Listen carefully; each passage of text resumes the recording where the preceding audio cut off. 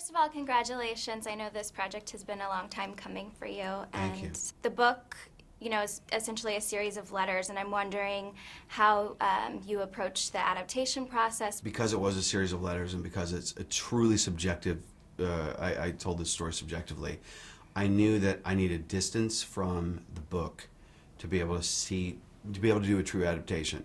But what that means is that I needed to find ways to tell the same story cinematically that I'd only told in terms of prose. In some cases, it was finding the perfect image, to convey, like the kids at the top of the bleachers. That one image says so much about the end of school that it took 20 pages in the book to convey that emotion.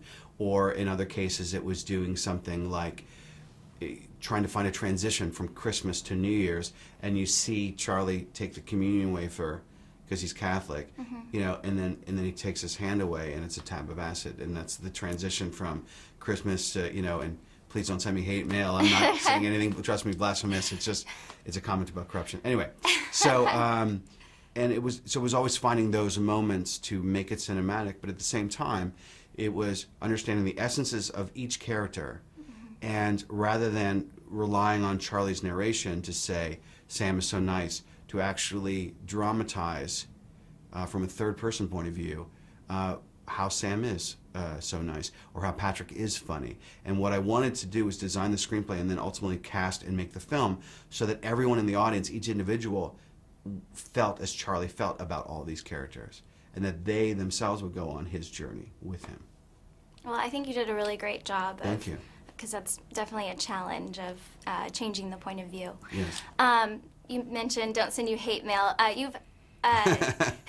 You've had to deal with a lot of censorship with the book. Did Yes. that also affect the way that you approached the writing of the screenplay at all? It didn't affect the way I approached the writing, but because the book is available for any kid who wants to read it, for the most part in any library, I wanted the movie to have the same access. It was very important to me because I knew that as much as an adult would love the movie for its nostalgia, or someone in their 20s would love it just because, they just remember high school around the corner, that there is a 13, 14, 15-year-old who is living this every day and needs to know that they're not alone. So it didn't present so much challenges. I just had to be very smart about understanding what the limits were in terms of what PG-13 could bear. Right. But I had to get that rating. That was not the studio. That was me. Day one, it had to be that. Well, the cast is perfect. I'm wondering, obviously, since this project is really close to you, you had to have had an idea of who these characters were and what they looked like. Did that change the way that you did casting versus other times in other films? Yeah, people ask me, did I write with certain actors in mind? And I tell them, no. I just wrote with the characters in mind. I knew my book, and I knew my past, and some of the people that inspired the characters. And so when I was writing it, it was just about Charlie, Sam, Patrick, Mary Elizabeth, etc.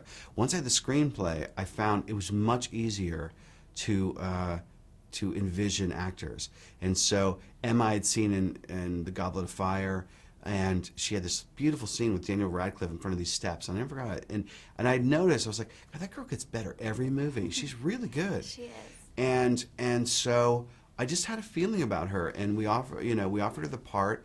She said yes. I met her in New York, and I instantly recognized a kindred spirit, someone that understood this story and understood this character, and it was the perfect first partner to have. Logan auditioned. He was the second person auditioned, and it was like, within 5 seconds, it was him. I knew it was him. And little by little, whether it was people I knew, like I knew Mae Whitman, who plays Mary Elizabeth from Arrested Development, other people brought other actors, and it just, I knew what to look for. Not only in terms of them as actors, but as people, because I wanted to cast good kids, like really nice, helpful, because that family of friends and that energy was vital to the movie.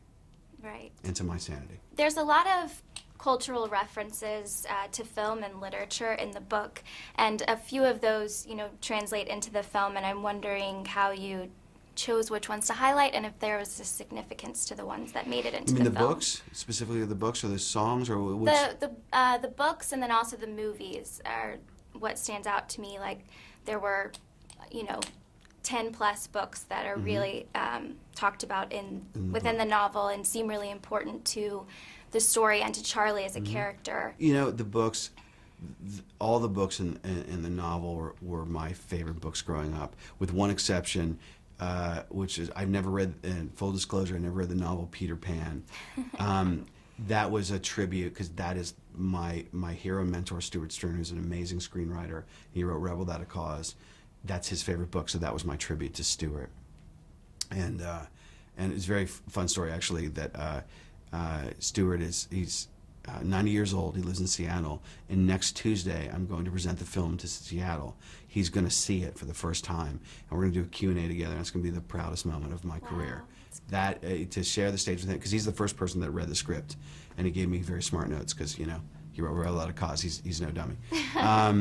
So yeah, the books I chose: To Kill a Mockingbird, The Great Gatsby, you name it. It was such a part of my high school. It was such a part of millions of people's high school, and I just felt it was a thing that people would find relatable. And Rocky Horror Picture Show, I chose that as the one movie that is in both the book and the film, because it's the Rocky Horror Picture Show, and how do you not include it? And it's fabulous. It is great. Scenes. Yeah, and Ezra and Emma, they love performing those scenes so much. It was Logan in the gold underwear, not so much. He did not enjoy that day at all. It's like, the joke was, we've all had that dream where you have your you'll have your dream where you're in your underwear in front of 500 people. Well, he got to live it. Yeah, so, it happened. Yeah. Well, congratulations again. Thank you. I think it's going to be a great success. Thank you. Well, from your mouth, thank you. Awesome. Great meeting you. You too.